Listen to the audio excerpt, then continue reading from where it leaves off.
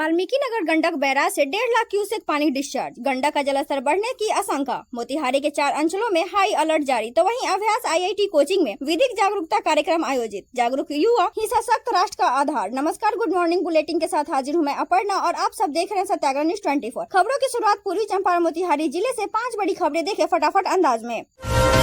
नेपाल के जल ग्रहण क्षेत्रों से होकर बहने वाली नदियों के जलस्तर में अचानक हुई वृद्धि के कारण वाल्मीकि नगर बैराज पर दबाव काफी बढ़ गया है। बैराज से भारी मात्रा में पानी छोड़े जाने के चलते गंडक नदी के जलस्तर में उफान आने और तटीय क्षेत्रों की बाढ़ की गंभीर समस्या बन गई है।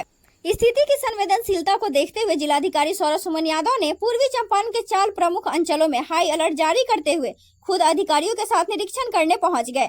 जिलाधिकारी ने गंडक नदी के प्रवाह से क्षेत्र से जुड़े अरेराज, संग्रामपुर, केसरिया और पहाड़पुर अंचल के अधिकारियों को हाई अलर्ट पर रहने का निर्देश दिया है। तटबंधों के आसपास और निचले इलाकों में रहने वाली आबादी को तुरंत जागरूक और सचेत करने का अभियान शुरू कर दिया गया है। प्रशासन की आपातकालीन तैयारियों में गंडक तटबंध और निचले इलाकों में रहने वाले लोगों को तुरंत सुरक्षित स्थान और सतर्क रहने की चेतावनी दी गयी है। साथ ही संवेदनशील क्षेत्रों में एनडीआरएफ और एसडीआरएफ की टीमें लगातार पेट्रोलिंग करेंगी। तो वहीं सिविल सर्जन और पशुपालन विभाग को जरूरी दवाओं के साथ मेडिकल टीमों के फील्ड में तैनात रखने के लिए निर्देश दिए गए हैं।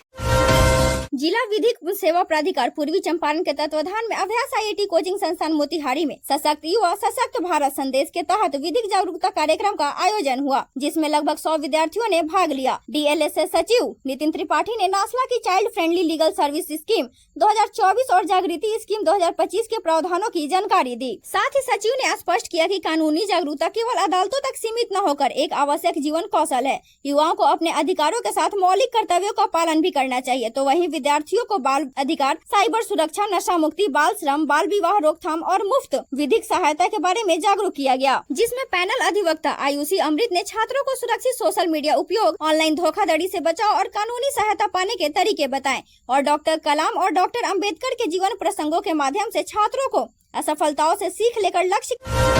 नेपाल में जारी भारी बारिश से वाल्मीकि नगर बैराज पर पानी का दबाव अत्यधिक बढ़ गया है। गुरुवार शाम 4 बजे बैराज से 1.5 लाख क्यूसेक पानी डिस्चार्ज किया गया, जिससे गंडक नदी में उफान आने पर बाढ़ की स्थिति बनने की संभावना है। जिलाधिकारी सौरभ सुमन यादव ने प्रेस वार्ता कर जिले के 4 संवेदनशील अंचलों अरेराज, पहाड़पुर, संग्रामपुर और केसरिया में हाई अलर्ट जारी कर दिया है। प्रशासन ने आपदा प्रमंडल, बाढ़ प्रमंडल, अंचलाधिकारी और थाना प्रभारियों की छुट्टी रद्द कर उन्हें अलर्ट मोड पर मुख्यालय में रहने का निर्देश दिया है। साथ ही निचले क्षेत्रों में लोगों को सतर्क करने, मवेशियों को सुरक्षित स्थानों पर बांधने और बिना वजह नदी किनारे न जाने के लिए माइकिंग कराई जा रही है। तो वहीं अरेराज और संग्रामपुर में एनडीआरएफ और तथा केसरिया में एसडीआरएफ की टीमें लगातार पेट्रोलिंग कर रही है, जिससे 244 शरण स्थल व सामुदायिक रसोई, 169 नावें, 4 सरकारी एवं 165 निजी, 7 मोटर बोट, लाइफ जैकेट और पर्याप्त पॉलिथीन सीट की व्यवस्था पूरी कर ली गई है। सिविल सर्जन और जिला पशुपालन पदाधिकारी को पर्याप्त दवाओं के साथ स्वास्थ्य टीमों को चिन्हित स्थानों पर तैनात रखने का आदेश है। जिलाधिकारी सौरभ सुमन यादव ने अपील की है कि लोग सतर्क रहे लेकिन घबराए नहीं। जिला प्रशासन हर स्थिति से निपटने के लिए पूरी तरह तैयार है एवं किसी प्रकार की समस्या हो तो जिला इमरजेंसी नंबर 06252 24 24 18 पर संपर्क कर सकते हैं। यह 24 घंटे सक्रिय रहेगी।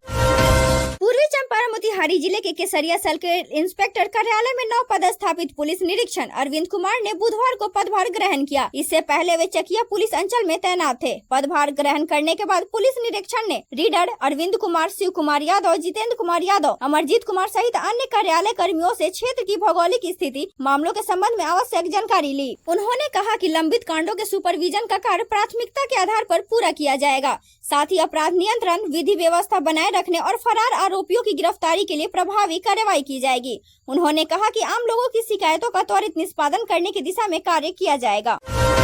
गंडक नदी के जलस्तर में वृद्धि की संभावना को लेकर प्रशासन अलर्ट है। मोतिहारी के केसरिया प्रखंड क्षेत्र से होकर गुजरने वाली गंडक नदी के तटवर्ती गांव कढ़ान, बैरिया, मझड़िया, डेखा के लोगों को सतर्क रहने की हिदायत दी गई है। बुधवार को सीओ पूनम मिश्रा, आरओ विजय कुमार और राजस्व कर्मचारी छोटेलाल चौधरी ने ढेकहा सहित अन्य गंडक तटवर्ती गाँवों में माइकिंग कर लोगों को जागरूक किया। नदी तटवर्ती बसे लोगों से तत्काल ऊंचे व सुरक्षित स्थानों पर जाने की अपील की गई। केसरिया सीओ पूनम मिश्रा ने बताया कि आपदा की स्थिति से निपटने के लिए प्रशासन की ओर से सभी आवश्यक तैयारी पूरी कर ली गई है। तटवर्ती गांवों के लोगों को संभावित बाढ़ के खतरे से बचाव के लिए लगातार जागरूक किया जा रहा है। फिलहाल गंडक नदी की स्थिति सामान्य है। गुरुवार से जलस्तर में वृद्धि होने की संभावना है। इसको देखते हुए प्रशासन पूरी तरह सतर्क है।